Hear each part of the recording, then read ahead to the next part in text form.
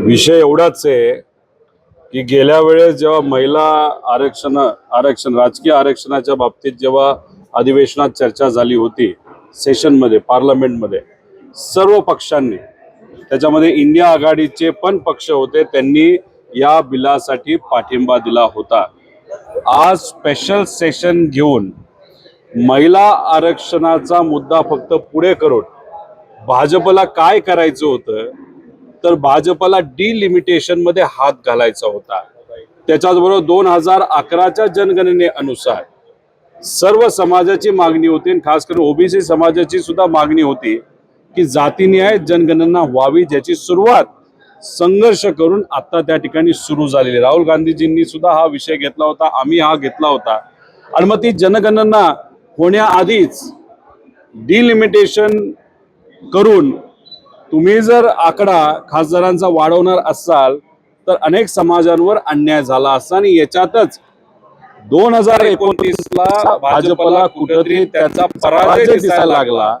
म्हणून ज्या भागातून त्यांना जास्त मतदान येतं, उत्तर प्रदेश, बिहार, याच्यातून कुठेतरी आपल्याला खासदार जास्त आणून कसं तरी 29ला आपण सत्तेत घ्यायचं, हा केविलवाना प्रयत्न भाजपकडनं त्या ठिकाणी केला जात होता असं आपल्याला म्हणावं लागेल. त्यामुळे आज जी चर्चा झाली ती चर्चा ऐकल्यानंतर महिला आरक्षणावर कोणालाही इंडिया आघाडीकडनं विरोध नव्हता, त्याचं स्वागतच आहे. आणि महाराष्ट्र खऱ्या अर्थाने त्याचं जनक आहे.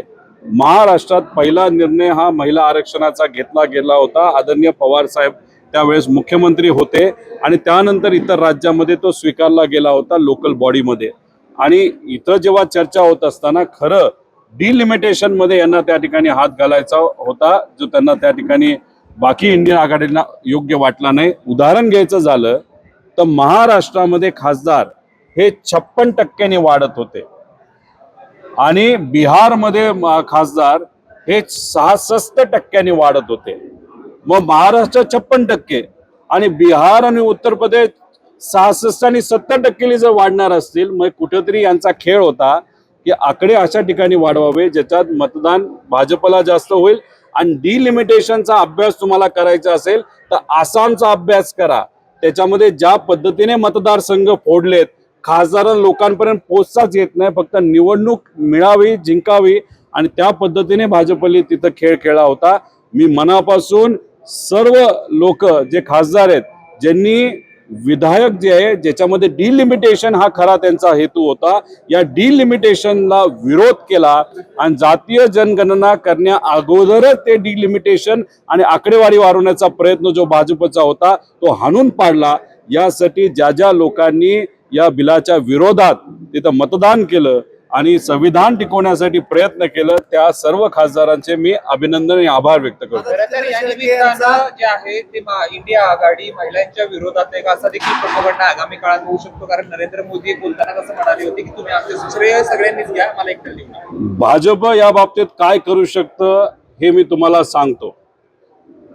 उद्या कोलकाताला गेल्यानंतर नरेंद्र मोदी साहेब, अमित शाह साहेब आणि त्यांचे सर्व नेते हे इंडिया आघाडीला बोलणार की तुम्ही महिला आरक्षण बिलाचा विरोध केला.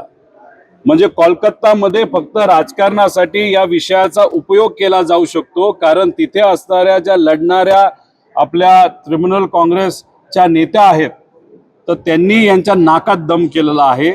म्हणून कुठेतरी या विषयाचा उपयोग हा तिथे कोलकातामध्ये केला जाऊ शकतो, तमिळनाडूमध्ये केला जाऊ शकतो. त्याच्या पलीकडे हे नेते काही या बाबतीत करू शकत नाही. पण एक स्ट्रॉंग मेसेज या देशात गेलेला आहे की 29 मध्ये वारं नक्कीच बदलणार आहे.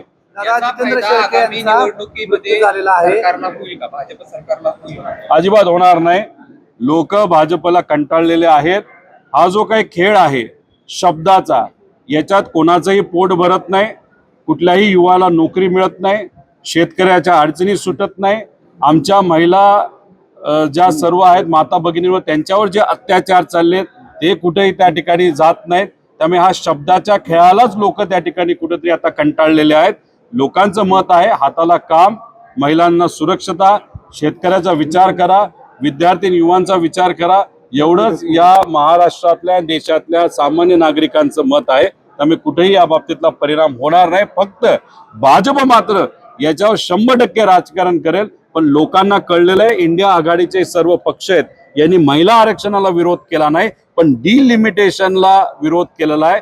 छुपा पद्धतीने कुठेतरी मतदारसंघ फोडून वेगळ्या पद्धतीचं राजकारण जे भाजप करणार होतं ते मात्र हाणून पाडलेलं आहे. दादा, अशोक खरातांचे जे सहकारी जितेंद्र शेळके यांचा मृत्यू झालाय अपघातात, तो संशयास्पद वाटतो. त्यांच्या पत्नीचं पण खरं तर ऍक्सिडेंट होणं, त्याच्यामध्ये एखाद्या व्यक्तीचा मृत्यू होणं, आज शेळक्यांच्या बाबतीत आपण बघितलं तर ते स्वतः गाडी चालवत होते असं कळालंय. त्यांच्या पत्नी होत्या, मुलगा होता आणि त्याच्यामध्ये या दोघांचा म्हणजे पती आणि पत्नीचा मृत्यू झाला. मुलगा सिरियस आहे असं आम्हाला कळतंय. मुलगा त्यातून रिकवर होईल अशी अपेक्षा आपण सर्वजण करू. योगायोग बघा, खराताचं प्रकरण सापडलं जातं, त्याच्यामध्ये मोठ्या मोठ्या नेत्यांची नावं बाहेर यायला लागतात.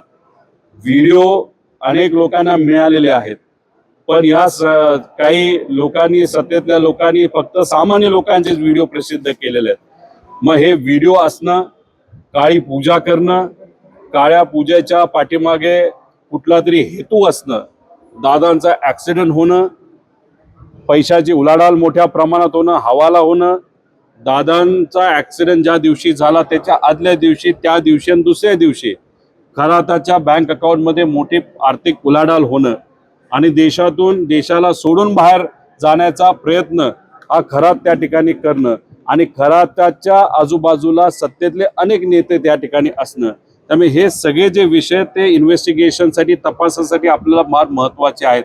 आणि त्याच्या आधी शेळकेचा जर मृत्यू होत असेल तर ह्याला योगायोग म्हणायचं का काय म्हणायचं. त्यामुळे या ऍक्सिडेंटचा तपास झाला पाहिजे असं आमच्या सगळ्यांचं मत आहे. आणि त्याच्याच बरोबर बोंधूबाबा खरात जे आहेत त्यांना उद्या जाऊन सुरक्षता वाढवा, नाही तर उद्या जाऊन हे बोलायला बसलेत की सुसाईड केलं, खरात गेला, त्याचा एन्काउंटर केला, खरात गेला. मग ह्याचे जे पुरावे होते आर्थिक, शेळके जे बिझनेस बघायचे, आर्थिक सगळ्या गोष्टी खरातांचे हे शेळके बघायचे, आज तेच नसतील तर आता प्रश्न कोणाला करायचा. आता बघा, मग आता हे विषय, मग आम्हाला असं वाटत होतं शेळकेच चालवत होते. आता ड्रायव्हर जर चालवत होता आणि ड्रायव्हरने आधीच जर उडी मारली असेल, मग ड्रायव्हरला धरलं पाहिजे. का तो असं केलं, कशामुळे झालं, का तो पळून गेला, कुणी तो, नाही तर उद्या जाऊन ड्रायव्हरचा सुद्धा मृत्यू देह आपल्याला कुठेतरी त्या ठिकाणी मिळेल. कारण का ड्रायव्हर जर तो करणारा व्यक्ती असेल, ऍक्सिडेंट करणारा, आणि त्यातून तो उडी मारून पळून जात असेल, खरं खोटं आपल्याला बघावं लागेल. आणि त्याच्यात उद्याच ड्रायव्हर जर सापडला नाही, आपल्याला कळणार नाही, उद्या ड्रायव्हरचाच मृत्यूदेह जर आपल्याला सापडला तर त्यात आश्चर्य वाटायला नको. म्हणजे ही कॉन्स्पिरसी आहे का असं काय आता विश्लेषकांचं म्हणणं आहे. त्यामुळे इन्व्हेस्टिगेशन करा, खरं काय ते बाहेर आलं पाहिजे. कारण या लोकांकडे पुरावे खूप आहेत. त्यामुळे हे पुरावे बाहेर येऊन कुठेतरी लोकांना खरं काय ते समोर आलं पाहिजे. जे विरोधात आहेत त्यांच्याकडे एवढी ताकद नाही. जे सत्तेत आहेत त्यांच्यामधलं कोण हे आपल्याला बघावं लागेल. आम्ही विरोधात असताना आमच्या दादांना न्याय देण्यासाठी, साधा FIR करण्यासाठी आम्हाला दुसऱ्या राज्यात जावं लागतं. आणि इथं VSRच्या विमानं आता सुद्धा धडधडीत वापरली जातात. दादांचा ऍक्सिडेंट झाल्यानंतर VSRला आतापर्यंत 100 कोटी रुपये तिथं दिले जातात. आम्ही तपास करत असताना या गोष्टीचा तपास तुम्ही करा अशी विनंती करून सुद्धा तशा पद्धतीने तपास होत नाही.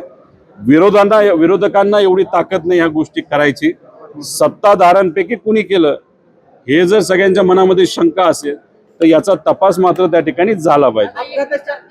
मुख्यमंत्री देवेंद्र फडणवीस यांच्या उपस्थितीत सांगता सभा होणार आहे. त्या सभेला तुम्ही उपस्थित असणार आहे. सांगता सभा होत असताना ती महायुतीची सभा आहे. मी इथं प्रचाराला, महायुतीच्या प्रचाराला आलेलो नाही. मी इथं व्यक्तीच्या प्रचारासाठी आलेलो आहे. भावनिक दृष्टिकोनातून आलेलो आहे. सुनेत्रा काकींच्या प्रचारासाठी आलेलो आहे. अजितदादांच्या कार्याकडे, त्यांच्या प्रती असणारा आदर, प्रेम या मनामध्ये असल्यामुळे आम्ही प्रचाराला आलो आहे. त्यामुळे सांगते सभेला तिथं अनेक चिन्ह असतील, अनेक मोठे नेते असतील, त्या छोट्या कार्यकर्त्याचं काय. त्यामुळे बोलवलं तरी आणि नाही बोलवलं तरी त्या सभेला मी तरी त्या ठिकाणी नसेल. पण माझ्या पद्धतीने माझा परिवार असेल, माझे मित्रपरिवार असतील, कार्यकर्ते असतील, यांच्या माध्यमातून सुनेत्रा काकींची लीड कमीत कमी 2,40,000 ते 2,50,000 कशी असेल आणि या देशातला एक इतिहास लीडचा हा बारामतीकर कसे करतील यासाठी फुल नाही तर फुलाचे पाकळे म्हणून मी या ठिकाणी प्रयत्न करत आहे. झिरो FIR हा आता तुम्ही एक गोष्ट समजून घ्या, कर्नाटका पोलीस झिरो FIR करत असताना FIR जेव्हा तो नोंदवला जातो तो FIR तिथे असणाऱ्या कोर्टाकडे पाठवला जातो. कोर्टाकडनं ती परवानगी घेतली जाते आणि मग तो शेवटी तिथं असणाऱ्या DGP कडे जातो. त्यांच्या DGP कडनं तो जो झिरो FIR आहे तो महाराष्ट्राच्या राज्याकडे पाठवला गेला. DGPंना भेटल्यानंतर त्यांच्या शब्दामध्ये थोडंसं कुठंतरी मला कन्फ्युजन वाटलं. आम्ही म्हणत होतो इन्व्हेस्टिगेशन करा त्या FIR वर, ते म्हणत होते आम्ही एन्क्वायरी करतो.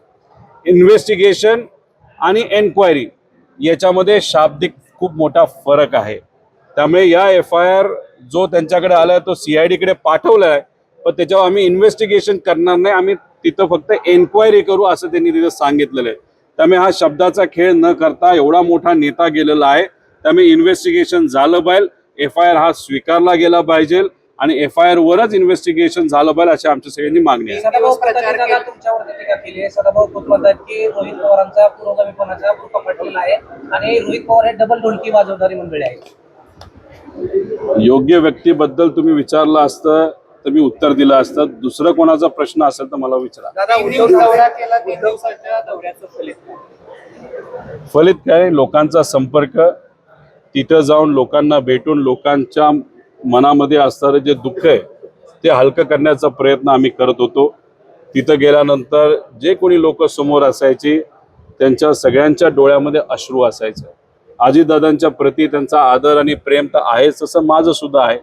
मी तिथं प्रचार करून काही वेगळं होणार नव्हतं, पण शेवटी विनंती पवार परिवाराकडनं करणं ही आमची जबाबदारी आहे.